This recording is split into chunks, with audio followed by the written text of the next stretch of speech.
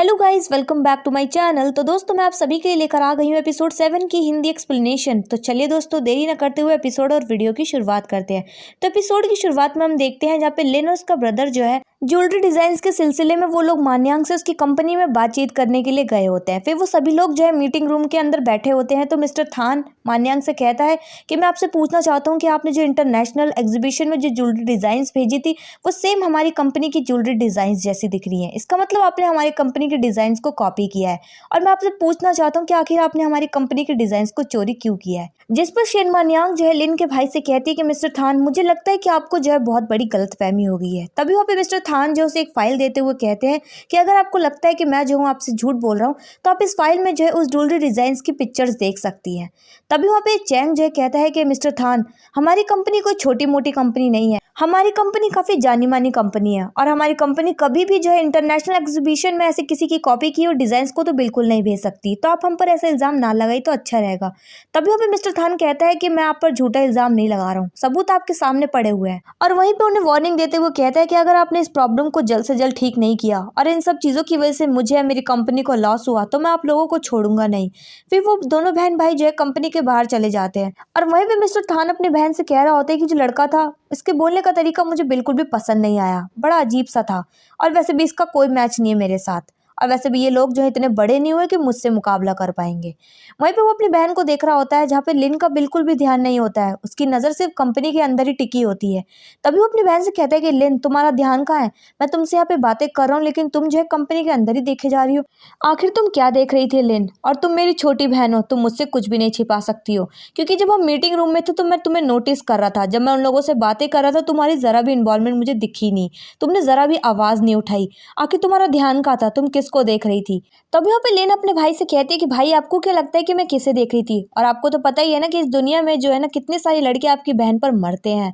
तभी वो कहता है कि लेकिन वो लड़का जो है थोड़ा सा यूनिक है, मुझे पता है कि तुम किसे देख रही थी, लेकिन वो लड़का जो है तुम्हारे लिए अवेलेबल नहीं है, उसकी ऑलरेडी गर्लफ्रेंड है। तभी वो कहते तो क्या हुआ, क्या मैं उसे छीन नहीं सकती? और वैसे भी इस दुनिया में ऐसी कोई भी चीज़ नहीं है जो आपकी बहन की नहीं हो सकती।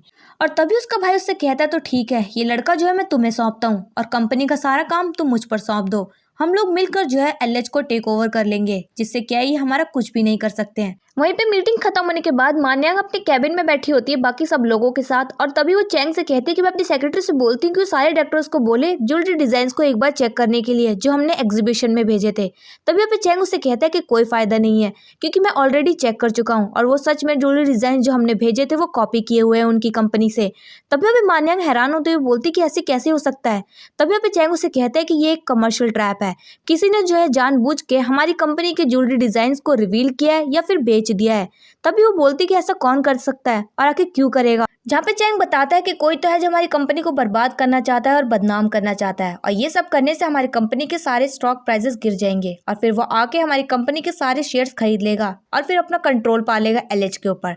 तभी पे मान्यांग हैरान होते हुए बोलती है कि आखिर वो हमारे पीछे क्यों पड़े हुए हैं और हमें अपनी कंपनी को बचाने के लिए कुछ ना कुछ तो करना पड़ेगा, क्योंकि हम लोग जो है बहुत आगे आ चुके हैं और हम लोग इतनी आसानी से अपनी कंपनी को अपने हाथों से ऐसे नहीं जाने दे सकते, हमें कुछ तो करना पड़ेगा। तभी उसे एक आइडिया आता है अचानक से। तभी वो चैंग से अपना आइडिया शेयर करती है और उससे कहती है कि हमें जो है जल्द से जल्द अपने नए ज्वेलरी डिजाइन को क्रिएट करना पड़ेगा ताकि हम एग्जीबिशन में अपने नए ज्वेलरी डिजाइन भेज सके। तभी यहाँ पे चैंग उससे कहता है लेकिन हम तो ऑलरेडी ज्वेलरी डिजाइन एग्जीबिशन में भेज चुके हैं।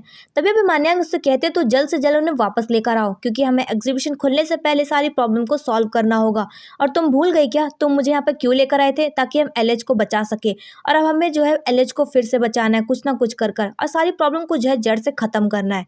वहीं पे चैंग जो उसकी बातों को सुनकर काफी इंप्रेस होता है और वहीं पे वो जो है फांग और युआन से कहता है कि तुम लोग जो है जाओ और 3D प्रिंटिंग मशीन जल्द से जल्द लेकर आओ, मैं जो है सारे ज्वेलरी डिजाइन्स को जो है लेकर आता हूँ वापस से। और वहीं पे वो मान्यांग से कहते हैं कि तुम भी जो है एक नया ज्वेलरी डिजाइनर ढूंढ लो जल्द से जल्द। फिर वो लोग जो है वहां से चले जाते हैं। फान और युआन जब जा रहे होते तभी बीच में नन्ना मिल जाती है। तो नन्ना जो है युआन से कहती कि हाय, तुम्हें मैं याद हूँ, मैं तुमसे कब से बात करने की कोशिश कर रही तो तुम मुझे इग्नोर क्यों कर रहे हो?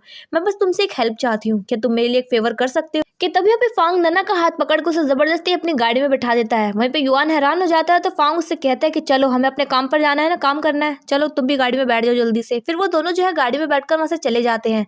वहीं पे हम देखते हैं कि मान्यांग जो अपने कैबिन में बैठी हो तो तभी उसकी सेक्रेटरी लिन मुफान के साथ आ जाती है उसके कैबिन में, और वो बोलती कि मैडम आपने मुझसे कहा था कि मैं आपके लिए जो है एक नया ज्वेलरी डिजाइनर ढूंढूं, तो मैं आपके लिए लेकर आ गई हूँ। ये हमारी कंपनी के सेकंड ज्वेलरी डिजाइन डायरेक्टर है और ये काफी ट्रस्टवर्दी भी है मैडम। तभी वो इतना बोलकर वहां से चली जाती है। फिर लिन मुफान खड़ा होता है तो वो बोलता है कि मिस जुआंग मैं आपकी क्या मदद कर सकता हूँ। तभी अभी मान्यांग जो है सारी बात बता देती है, कहती है कि हमें जो है जल्द से जल्द ज्वेलरी डिजाइन क्रिएट करनी पड़ेंगे एग्जीबिशन खुलने से पहले।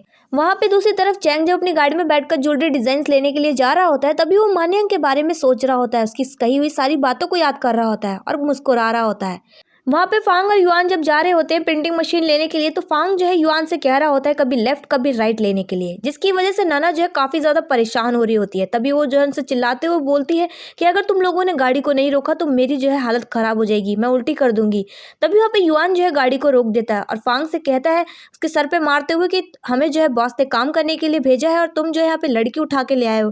तभी अभी फांग कहता है कि ये सब जो है मैंने तुम्हारी वजह से किया है, ये लड़की जो है कब से तुमसे बात करने की कोशिश करे जा रही लेकिन तुम हमेशा इग्नोर कर रहे हो, तो इसीलिए मैंने इसे गाड़ी में बिठा दिया ताकि ये तुमसे आराम से बात कर सके। अब क्या पता ये तुम्हें चेज कर रही हो। तभी अभी नन्ना उससे कहती कि क्या कह रहे हो तुम, मैं इसे कोई चेज नहीं कर रही हूँ, मैं बस इससे ये पूछने के लिए आई हूँ क्या ये मेरी कॉमिक बुक का मेन लीड बन सकता है।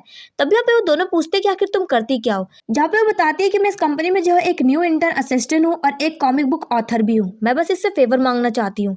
कि तभी यहाँ पे फांग जो है बहुत ज्यादा परेशान कर रहा होता है। वहीं पे युआन जो है टेप निकालता है और वो दोनों जो है मिलकर फांग का मुंह बंद कर देते हैं ताकि वो परेशान ना करे। वहाँ कंपनी में फान मान्यांग को अपने नए ज्वेलरी डिजाइन्स को दिखा रहा होता है। तभी पे मान्यांग उससे कहती है कि कुछ ज्यादा सिंपल डिजाइन्स नहीं है, तुम्हें पता है ना कि हमें जो है ये ज्वेलरी डिजाइन्स को एग्जीबिशन में भेजना है और वहाँ पे ढेर सारे ओवरसीज बायर्स आएंगे, अगर इतने सिंपल रहेंगे तो हमारी कंपनी की क्या रेपुटेशन रहेगी, इसलिए मैं चाहती हूँ कि तुम कुछ नई ज्वेलरी डिजाइन बनाओ। तभी यहाँ पे फान जो है चुपचाप बस उसे देखे जा रहा होता है। वहीं पे मान्यांग उसकी तरफ देखती है तो बोलती है कि क्या हुआ है, जहाँ पे वो बोलता है कि तुम एकदम शिनयान जैसी दिखती हो जो वो छोटी थी। तभी हमें बोलती कि तुम्हें पता है ना मैंने यहाँ पे तुम्हें क्यों बुलाया है, ताकि तुम हमारी मदद कर सको, और अब मैं जो इस कंपनी की नई सीईओ हूँ तो मैं चाहती हूँ कि तुम अपने बाहरी इमोशंस को बाहर रखो तो ज़्यादा अच्छा रहेगा। और तुम्हें पता है ना मैंने यहाँ तुम्हें सिर्फ काम के लिए बुलाया, तो काम की बात करेंगे हम, और ये काम जो है बहुत ज़्यादा अर्जेंट है और कॉन्फिडेंशियल है, तो मैं चाहती हूँ कि तुम जो है ये काम मेरे ऑफिस में ही रहकर करो पूरी रात बैठकर। तभी आप ये कहती कि मुझे जो है तुम पर भरोसा है कि तुम जो है अपने टैलेंट के बेस पे हमारी कंपनी को बचा सकते हो। तभी आप लिन मुफान से कहते हैं कि ठीक है मैं अपना बेस्ट कर दिखाऊंगा आपको। वहीं पे हम दूसरी तरफ देखते हैं चैंग को, जो कि पहुंच जाता है ज्वेलरी डिजाइन को लेने के लिए और एक आदमी से सारे ज्वेलरी डिजाइन लेकर वहां से निकल जाता है। फिर हम जुआंग फैमिली में देखते हैं जहाँ पे ग्रैंडपा जो है व्हील चेयर पे बैठे बैठे ही सो गए होते हैं। वहीं पर उनके पास जो है एक ज्वेलरी डिजाइन की बुक भी होती है जिसका पन्ना जो है नीचे पड़ा होता है। तभी वहाँ पे शिनयान की जो मासी होती है उनकी नजर पड़ जाती है, वो अपने फादर के करीब आती है और नीचे गिरे हुए इस पेपर को उठाती है कि तभी उसी बीच ग्रैंडपा की आंख खुल जाती है। तभी वो जो अपनी बेटी से बोलते हैं कि तुम इस पेपर पे बने हुए इस ब्रोच के डिजाइन को देख रही हो, ये डिजाइन जो है मैंने तुम्हारे लिए और तुम्हारी बहन के लिए बनाया था, क्योंकि मैं चाहता था कि ये ब्रोच जो है तुम दोनों पहनो ताकि तुम दोनों जो है हमेशा एक दूसरे की मदद करो। लेकिन अब तुम देख सकती हो कि तुम्हारी बहन जो इस दुनिया में नहीं रही है। वहीं पे वो काफी उदास हो जाते हैं। तभी वो बोलते हैं अपनी बेटी से कि तुम्हारे पास क्या वो ब्रोच है, जहाँ पे ज़काई की मम बोलती है कि नहीं डैड मेरे पास ये ब्रोच नहीं है, और आपको तो पता है ना मुझे ऐसी चीजें कहाँ ही पसंद है। फिर वो अपने रूम में जाती है और मिरर के सामने जब अपना कोट उतारती है तो वो ब्रोच जो है उनके कपड़ों पे ही लगा होता है, जिसके बारे में ग्रैंडपा बात कर रहे थे उनसे। अब वो उन्होंने झूठ क्यों बोला इसके बारे में हमें नहीं पता है। फिर हम ऑफिस में देखते हैं जहाँ पे मान्यांग और लिन मुफान जो है अभी भी साथ बैठकर काम कर रहे होते हैं और उन्हें काम करते करते रात हो जाती है। तभी वहाँ पे जो लिन मुफान है उसे डिजाइन दिखाता है, ट्विंस रोजेस की पिक्चर दिखाता है, जिसे देख के मान्यांग को शिनयान की याद आ जाती है जब वो पहली बार ट्विंस रोजेस की पेंटिंग के सामने उससे मिली थी और वहीं पे उसकी यादों में खो जाती है। कि तभी वहाँ पे लिन मुफान जब उसे आवाज दे रहा होता है तो उसे उसकी आवाज भी नहीं सुनाई देती है। तभी वो कहता है कि मिस जुआंग आपको क्या हो गया है, और तभी वो उससे कहती है कि अच्छा तुम इस ट्विंस रोजेस की पेंटिंग के कॉन्सेप्ट को अपने ज्वेलरी डिजाइन्स में यूज करना चाहते हो। तभी वो जो एकदम से हैरान हो जाता है और बोलता है कि क्या आप ट्विंस रोजेस की पेंटिंग के बारे में जानती हो, जहाँ पे शेन मान्यांग उसे बताती है कि मुझे इसके बारे में तो नहीं पता, लेकिन जब मैं बाहर पढ़ती थी तो मैंने इसके बारे में सुना था। तभी यहाँ पे वो जो है बात को बदलते हुए उससे बोलती है कि अगर तुम ट्विन रोजेस के कॉन्सेप्ट को इसे कन्वर्ट करना चाहते हो तो तुम्हें थोड़ा सा चेंजेस लाने होंगे डिजाइन में। तभी वो जो है खुद ही डिजाइन को बनाने लग जाती है कि तभी उसी दौरान लिन मुफान मान्यांग के पेंसिल पकड़ने के तरीके को देखकर सोच में पड़ जाता है कि आखिर ये इसने ऐसे पेंसिल क्यों पकड़ी हुई है। ऐसे पेंसिल का यूज तो सिर्फ आर्ट स्टूडेंट्स ही करते हैं। वहीं पे वो जो है याद करता है कि जब वो इटली में पहली बार मान्यांग से मिला था तो उसने बताया था कि वो एक आर्ट स्टूडेंट है। तभी वो हैरान होकर देख रहा होता है मान्यांग की तरफ कि तभी उसी दौरान जो है मान्यांग की असिस्टेंट आ जाती है काफ़ी घबराई हुई। तभी वो बताती है कि मैडम कंपनी के बाहर के दरवाजे पर बहुत सारे रिपोर्टर्स आ गए हैं और वो जो है ये कह रहे हैं कि हमारी कंपनी ने जो है दूसरी कंपनी के डिजाइन को चोरी कर एग्जीबिशन में भेजा है, तो इसीलिए वो आपका और लिन मुफान का इंटरव्यू लेना चाहते हैं। कि तभी वहाँ पे लिन मुफान कहता है मान्यांग से कि तुम चिंता मत करो, मैं जाके रिपोर्टर्स को संभालता हूँ। तभी अभी मान्यांग कहती है कि अगर तुम चले जाओगे तो हम जो है डिजाइन्स कैसे बना पाएंगे, वैसे भी हमारे पास जो है बहुत ही कम समय बच गया है, अगर हमने डिजाइन्स को कंप्लीट नहीं किया तो हम एग्जीबिशन में नहीं भेज पाएंगे। तभी पे लिन मुफान उसे बताता है कि वो ऑलरेडी जो है डिजाइन्स बनाकर भेज चुका है और ये बाकी बचे हुए डिजाइन्स उसकी असिस्टेंट को कंप्लीट करने के लिए बोल देगा। तभी पे वो जो है रिपोर्टर्स को संभालने के लिए नीचे पहुंच जाता है। वहीं पे रिपोर्टर्स पूछते हैं कि आप कौन है। कि तभी वो बताता है कि वो इस कंपनी के सेकंड स्टूडियो का ज्वेलरी डिजाइनर है। तभी वो बोलते हैं कि आखिर आपकी कंपनी ने ऐसे किसी दूसरी कंपनी के डिजाइन को क्यों चोरी किया है, आप हमें बताएंगे, और हम जो इस कंपनी की प्रेसिडेंट से मिलना चाहते हैं, आखिर वो कहाँ है। तभी वो बताता है कि वो नहीं आ सकती हैं, आप मुझसे बात कीजिए। तभी वो जो मामले को संभालने की कोशिश कर रहा होता है। वहीं पे हम दूसरी तरफ देखते हैं जहाँ पे एक अनजान इंसान जो है मुंह पे मास्क लगाकर मान्यांग के कैबिन की तरफ बढ़ रहा होता है और फिर वो मान्यांग के कैबिन के दरवाजे को बाहर से बंद कर देता है, उसका लॉक भी चेंज कर देता है और फिर वो अचानक से उसके पूरे फ्लोर पे जो है धुआं फैला देता है, जिसकी वजह से मान्यांग के कैबिन में जो है पूरे धुआं ही धुआं हो जाता है। उसकी वजह से उसे सांस लेने में बहुत ज्यादा प्रॉब्लम होने लग जाती है। तभी वो जो अपने ऑफिस का दरवाजा खोलने की कोशिश करती है लेकिन वो बाहर से लॉक होता है।